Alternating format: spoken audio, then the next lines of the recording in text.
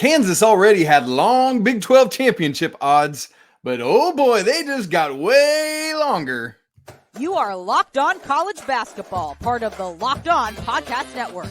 Your team every day.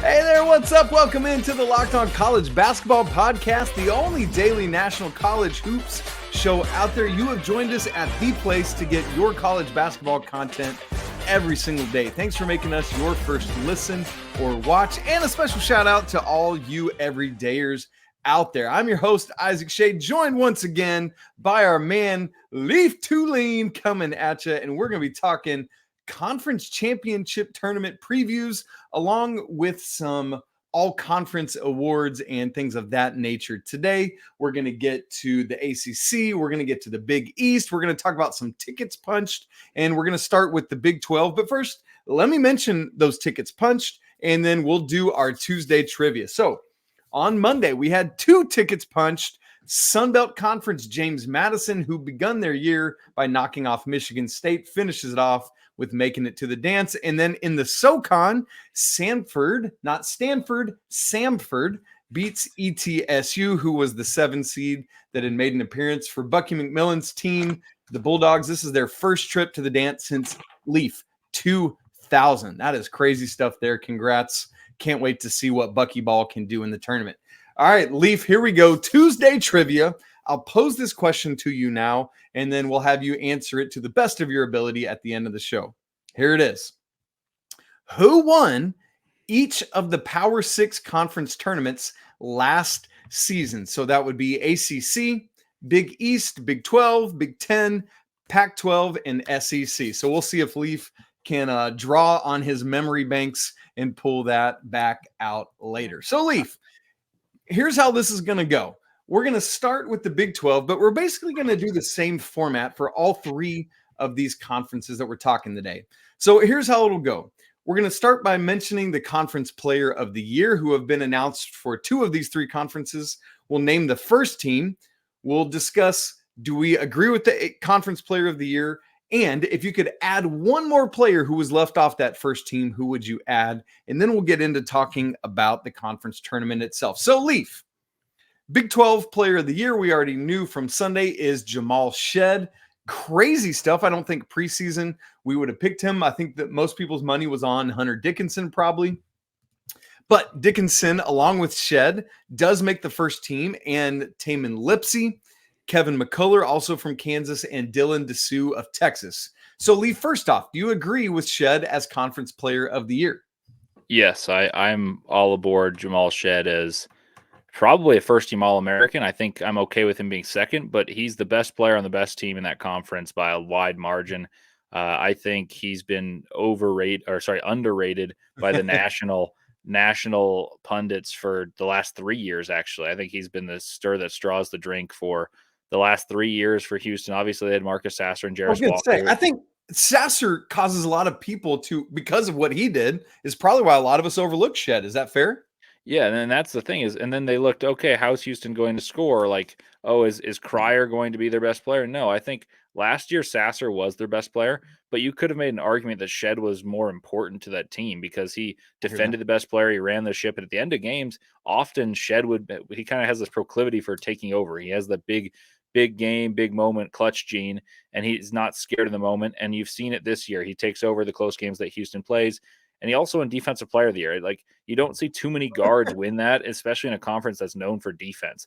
Like, this has been Davion Mitchell would be the last one that comes to mind. Obviously, DeJuan Harris has won it. So it's been guard heavy, but typically in a defensively oriented league, those guards have been not the primary scorers on their teams. He's been that, and he's been the leader for the team. So I'm all aboard.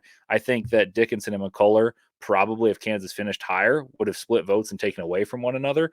But I think because of their injuries, which we'll talk about soon, the Kansas players kind of canceled themselves out and made it more obvious to take the best player from the best team, and that was Jamal Shead.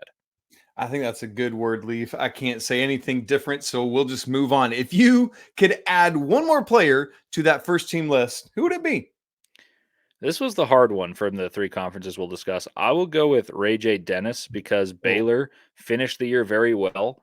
I'm honestly not that high on Ray J. Dennis as a player compared to kind of the expectations coming into the season, but he started the year of kind of having trouble meshing with the other guards, Nunn and Walter, and maybe you're like, oh, maybe Walter needs the ball more. But later in the season, when Baylor had their best moments, he was clearly their best player, distributed the ball nicely. He's gotten Yves Missy playing better, which has really accelerated Baylor's stock.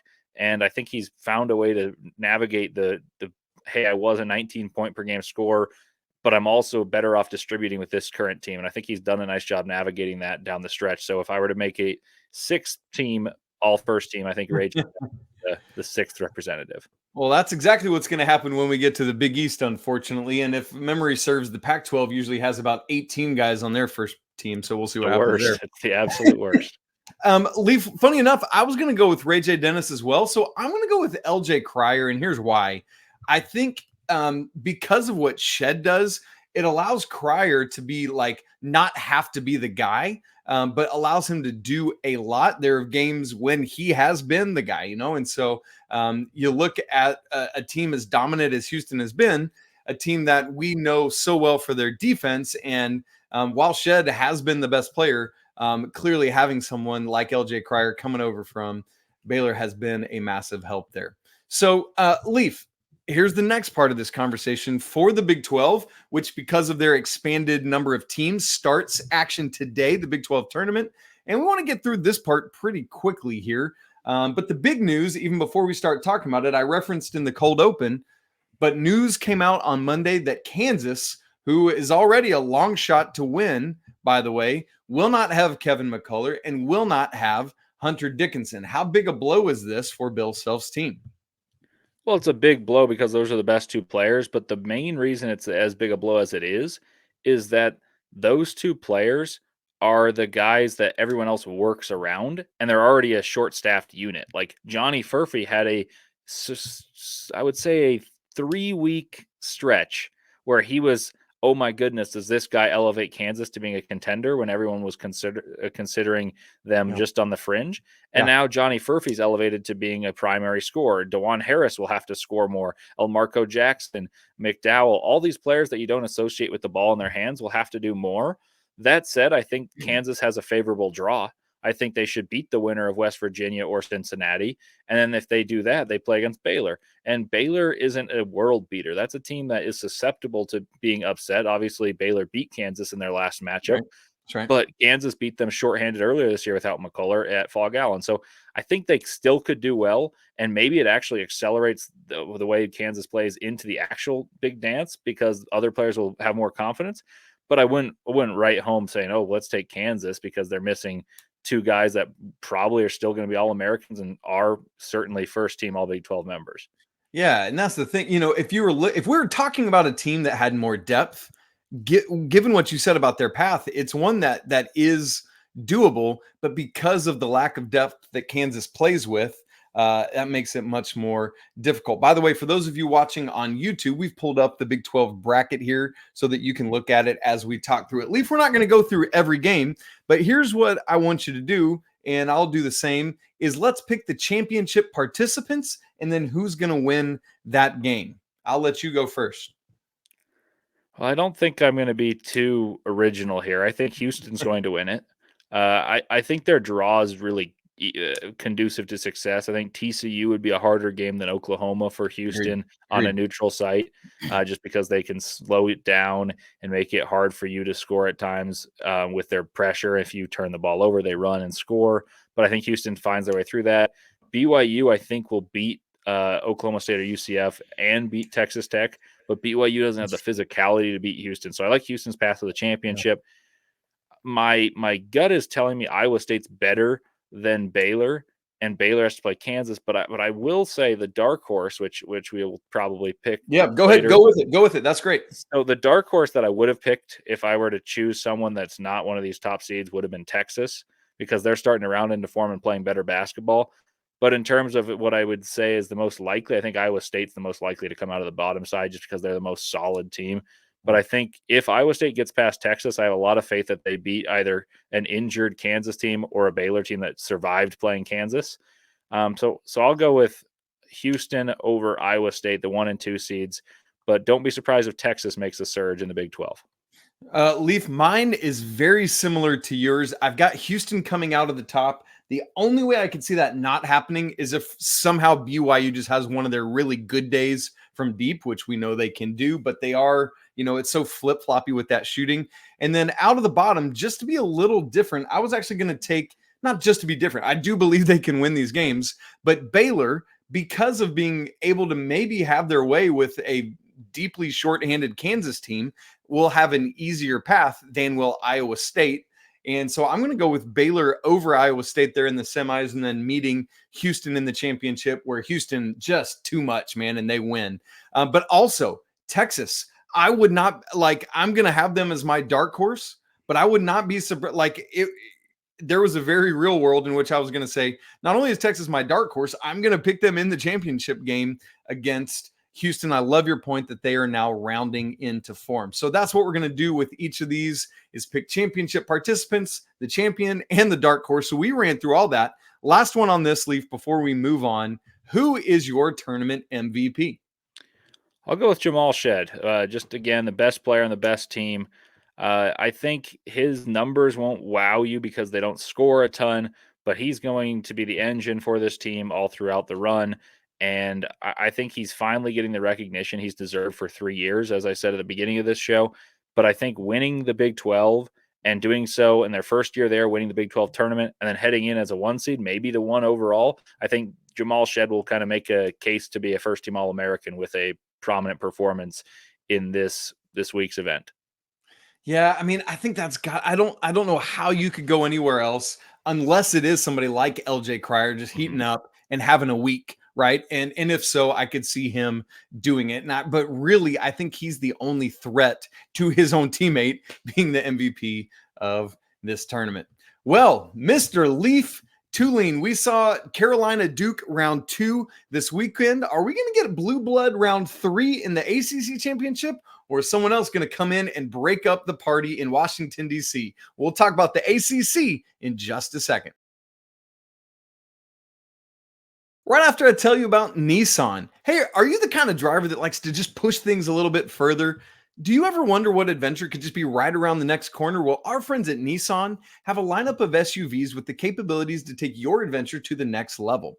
How about the 2024 Nissan Rogue? It's perfect for city drives and great escapes. You need something? Well, just call on the class exclusive built-in Google Assistant, because gone are the days of connecting your phone.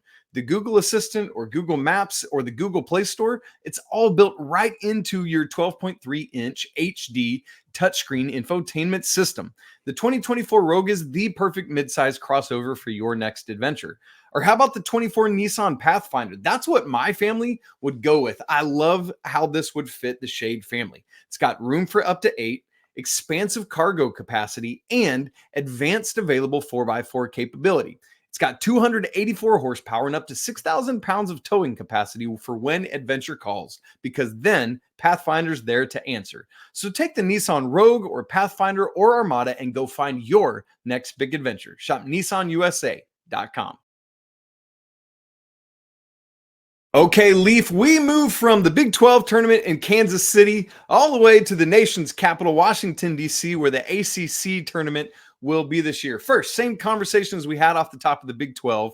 Conference postseason awards were announced on Monday. RJ Davis from North Carolina is your player of the year. He's joined on the first team by Clemson's PJ Hall, Duke's Kyle Filipowski, Wake Forest's Hunter Salas, and Blake Hinson out of Pittsburgh. Leaf, same conversation, and I'll just ask you both questions now. Do you agree with RJ Davis? Is that the right call? And if you could add one more player to this first team, who would it be? I for sure agree with RJ Davis. That one's easy. I would have guessed he was pretty close to unanimous, and he was, but there were a few more players that were represented with the other votes. Like, it was kind of diversified. That was strange to me. Who's on? We had a Quentin Post vote. Who voted for Quentin Post? Leaf. What? Who voted for Quentin Post, who didn't make the first team? That's a peculiar one. And no, he's not the player I'm picking here with my additional pick either. I'm going with a guard, and I think I'll tell you which one I'm choosing, but I'll give a case for a few different guards here. The first guard would be Reese Beekman because he is so vital to what Virginia does. He's the 2-time defending defensive player of the year in the ACC. He's the best player on Virginia by a mile. That team really struggles to score, but if they didn't have Reese Beekman, they wouldn't score at all. They also wouldn't be as good on defense, which is their calling card, and they're the number 3 team in the ACC. So they typically, the top 3 teams would get representation. The next guy I'd posit as a potential answer would be Judah Mintz, who scored about 19 points per game in the ACC. And then you could make an argument for Jeremy Roach too, who I know some Duke people that are they're stingy in their belief that he's been better than Filipowski, who got representation. I would go with Judah Mintz as the guy I would put on personally. I don't think he's necessarily a better basketball player than some of the players ahead of him or even players behind, but he just means so much to his team. He scores 19 a game, and he does a lot on defenses too. He gets steals, he gets the rim, puts a ton of pressure. He's also one of the lead assist guys in the ACC, along with Beekman. So I would have put one of those two, but I think Mintz and just the sheer production gets the nod for me. I love your points about the Duke guys there. I've heard that from a lot of Duke people this week is, Jeremy Roach. I've heard some Jared McCain even over Kyle Filipowski for some stuff. And so really interesting there. But ultimately, I'm with you. Judah Mintz would have been my choice to join this list if there were a 6th slot on it. So, Leaf, now let's turn our attention to the ACC tournament, with just like the Big 12 starts today. Tuesday, we've got 3 first-round games: Notre Dame, Georgia Tech, NC State, Louisville, and Boston College, Miami. Who on earth would have guessed that Miami would be sitting here as the 14 seed, Leaf? The 14 seed in the ACC tournament. I mean, that is absolutely mind-boggling, but that is where we are. Leaf, all that said, same questions as we tackled in the Big 12 conversation. Give me your championship game participants along with who you think will win. I think North Carolina is by far the best team in the ACC, and I think they have been all year. So I'm going to say North Carolina wins the ACC over Clemson. I like Clemson to beat Virginia, assuming that they beat Miami or Boston College. I think Miami could be a dangerous first-round opponent, so you could see the first-round exit for Clemson because Miami's healthy with Nigel Pack coming back. You have Keyshawn George. You have other guys who can score, but I think Clemson's too good to lose that game against a team in Miami that's kind of just off the rails this year. And you wonder, I want to see how motivated Miami is. Like, if they play, they could win, but if they're just like, yeah, screw it, we're done. What team are they? Yeah, I mean, I wouldn't want to play them in my opening round for sure, but I just you can't be scared of the 14th best team in the conference. Clemson matches up well with them as well, so I'll take Clemson to win that. Virginia has had Clemson's number, but they really, really struggle to score, and I think Clemson's just got enough size and shot making. They've kind of gone in ebbs and flows this year. When Clemson shoots the ball at all well, not even that well, but at all well, they typically win. They've played Duke well both times they've played. So I think that they should have probably beaten Duke at Cameron. 100% they should have. And credit to Duke for winning the game, but Clemson quite literally threw the ball away at the end of the game. They had 4 turnovers in the last 5 possessions. And arguably there was a foul call. I actually think it was the proper call. But anyway, I digress there. I just think they have a talent to do so. I would like to see Duke and Carolina play it for a third time, and that's probably the most likely thing. I just see a good path for Clemson as a draw that I think is a team that's hidden in plain sight. They're probably a 6th seed in the actual dance, and they're a 6th seed in the ACC, so I see a little bit of value here. So that would be my dark horse and my runner-up at the same time. I love all of that, Leaf. Yeah, I mean, you look at this bracket, and it's pretty wacky where we already said Miami as the 14. Florida State, once again, struggles, but they've got a bunch of talent and athleticism. Wake falls down to the 5 seed, and they got to contend with probably either Notre Dame or Georgia Tech, both of whom have knocked off some big wins this year. And obviously, Wake really needs that game to help their bubble hopes, but then they'd have to knock off Pitt in the next game to really get off. So, man, there's just a lot at play here. But that all said, I just don't see many teams contending with North Carolina out of the top there. And so I would have North Carolina all the way to the championship as well. I just don't see Virginia beating Clemson or Duke. Even, if Virginia somehow beat Clemson, I don't see them also beating Duke. Like, that just both seems a bridge too far to me. Duke has all this talent, but ultimately Clemson, as you said, I think that's the big kicker for me. They should have won at Cameron. And unfortunately, it was the newly minted most improved player in the ACC, Ian Shefflin, who was the culprit, unfortunately, of those turnovers. I think Clemson is thirsty for revenge from that one.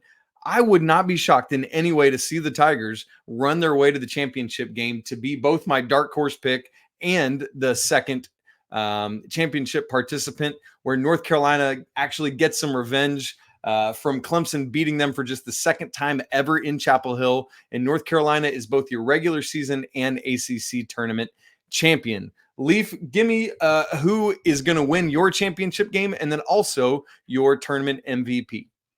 I'm going to go with the Tar Heels. So I think they're going to win each game by 10 points. I really do. I think North Carolina is peaking at the right time. It's hard to go against RJ Davis as the MVP, but I'm going to go with Harrison Ingram. Ooh. I think Harrison Ingram is going to play a big factor in that game against Clemson because he has to battle with the likes of PJ Hall, Ian Shefflin, and Wiggins, a lot of these bigger bodies on Clemson. Obviously, Baycott's going to be battling on the glass as well, but I think the way that you can beat Clemson is you make those players defend, and if Ingram's hitting threes, Carolina's a far better basketball team. I think he'll have a big game in the championship, and I'm taking Harrison Ingram to be the MVP of the ACC tournament.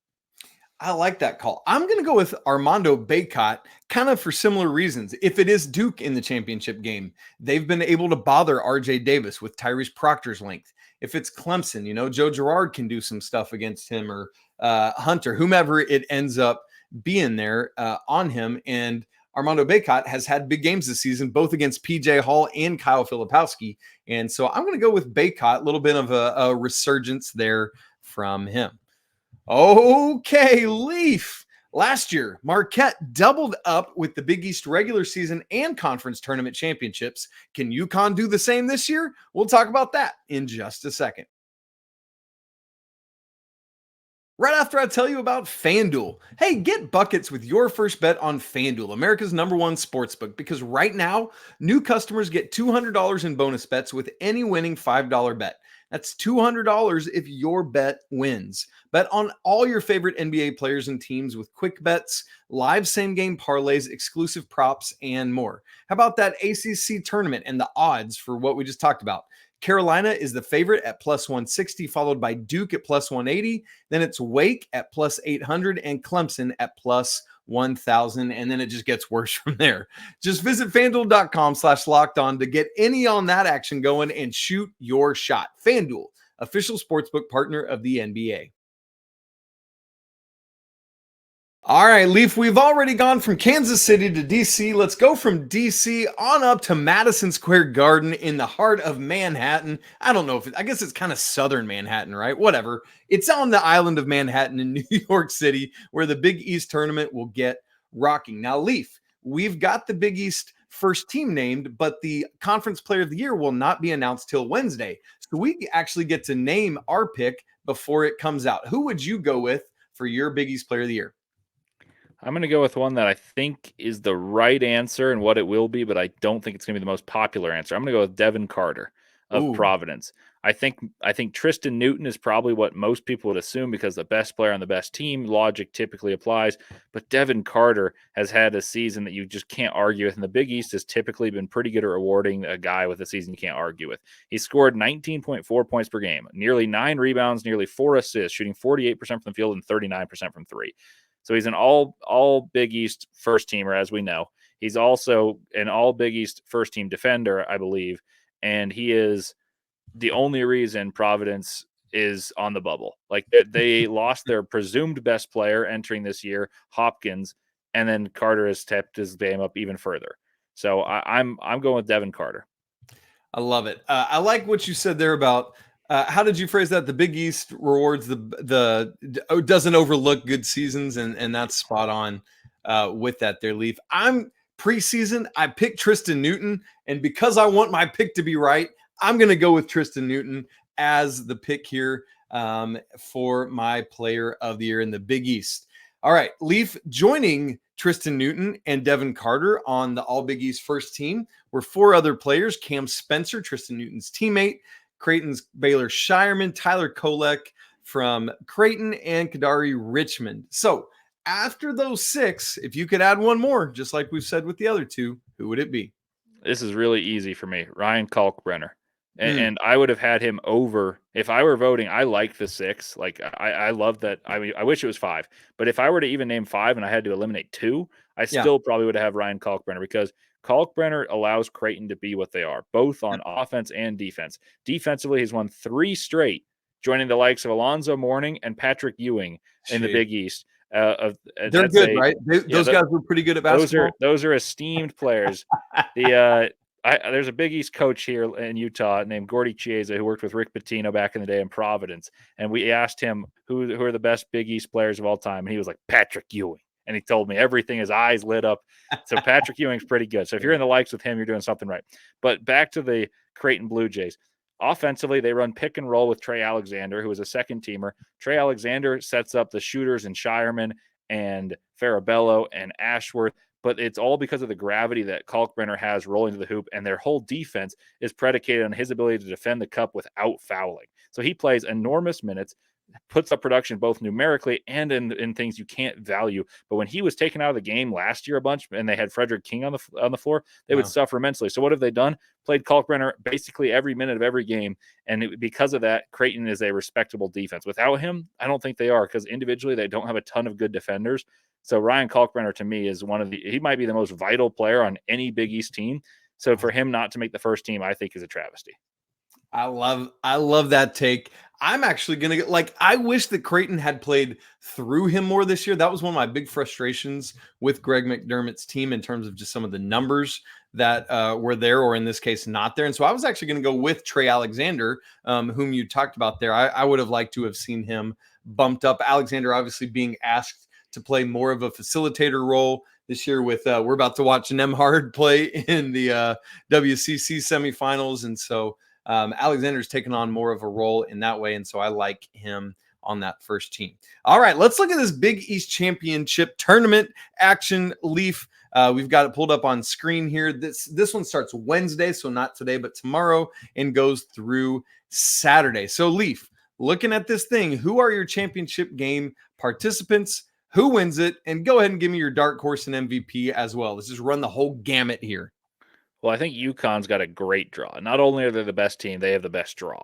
They should beat Butler or Xavier, and then Seton Hall and St. John's don't have the capacity to score enough to beat UConn. So that's they're in the finals right there, yeah, right exactly. there. Like easily. That's not very hard. Obviously, things could happen, and Rick Pitino's he's been close in games against UConn, even with Iona. So maybe there's a chance, but I don't love it. As for the bottom side, I think it's really fascinating because I think Providence beats Georgetown, and that's a tough game for Creighton because Providence has the utmost desperation. If they win, they're in.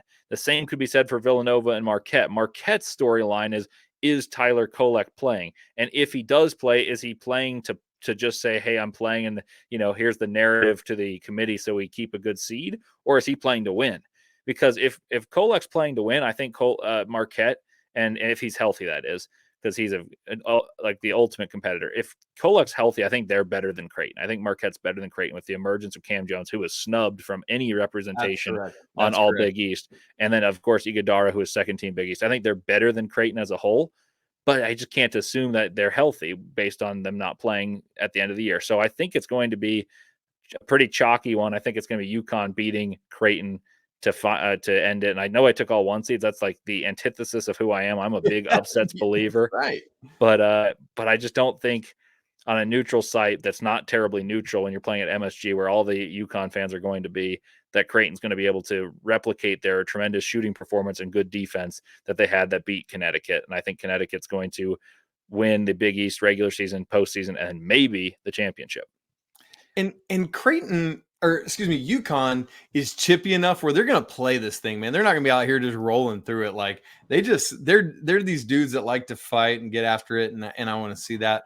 But for me, yeah, I don't trust Tyler Kolek having been out Without him, and in even a lesser him, I don't like Marquette's chances against Creighton. So give me UConn and Creighton in that championship game. And I just don't see a world on a neutral site in MSG where UConn does not spank Creighton. Now watch that all go up in smoke, and it's like one of Ashworth's good days or something, and then they're off and running. If I had to go with a dark horse, maybe I'd go Villanova, just simply because if Eric Dixon can get going, they can get past a perhaps Tyler Kolek-less Marquette, and then who knows what happens against Creighton. So outside of that, it's just hard for me to look at a dark horse coming out of this bracket very much, Leaf. But I think Nova is who I would go with, along with their desperation, as you talked about with Providence. It either has to be Nova or Providence, one of those two, because they're so desperate that maybe they pull an upset in the quarter. I don't know which one I prefer. I think that Providence is playing better than Nova, but Nova's got a better draw for pulling an upset. So I think I'm with you there. Fun fact for everyone, all of these we took chalk, or at least I did, and Isaac and I talked about the number 1 seed winning. Well, typically the team that raises the banner at the end of the year hasn't won their conference championship. At least the last 10 years, only 3 of them have also won their conference championship. So does this bode poorly for the teams that we've projected to win? Yeah, it absolutely does. We're going to look like idiots, and Cold Takes exposes all over us, Leaf. That's the nature of the business here. And so I can't wait to see just how wrong we are. Now, speaking of tickets punched, we got 5 more coming up later today on Tuesday. Let me run you through them quickly, and then I'll pose our Tuesday trivia to Leaf, and we'll get out of here. CAA, 7th seed Stony Brook against 1st seed Charleston. That's 7 o'clock on CBS Sports Network. Horizon, number 1 seed Oakland versus the winner of Milwaukee and Northern Kentucky. Milwaukee is 44 seconds from wrapping that up. 7 o'clock on ESPN. The NEC Championship, number 6 seed Wagner against the 2nd seed Merrimack. 7 on ESPN2. West Coast Conference is going to be number 1 seed St. Mary's against the winner of Gonzaga and San Francisco, which is about to tip here in just a second. And that'll be 9 o'clock Eastern on ESPN. And then the latest game tipping is number 1 seed South Dakota. This is the Summit League. Number 1 seed South Dakota versus the winner. It's over. Denver beat Omaha, 66-63. So we will have Denver against South Dakota State, 9:30 Eastern on CBS Sports Network. That's the most prolific day of ticket punching we've had so far. All right, Leaf, Tuesday trivia question. Last season, who won each of the Power 6 conference tournaments? You can take it in whatever order. You can jump around, go alphabetical. You just go where you want. All right, I feel pretty good about this. Okay, Duke beat Miami. Purdue beat Penn State. Marquette beat Xavier. Bama beat Texas A&M. Arizona beat UCLA. And Texas beat Kansas. Brilliant. Trivia. Not only did Leaf Tulane just get all the champions correct, he knocked out all of the 12. I can't math.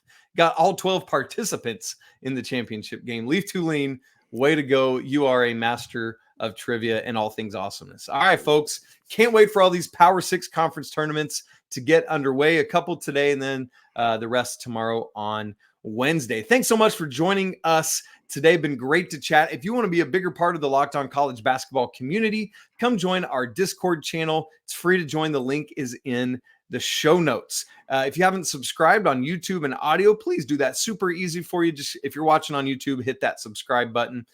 Want to tell you guys that it is always a great day to be able to talk about college basketball. Apologies to the Lawyer family. Let's go Wildcats, and until tomorrow, peace.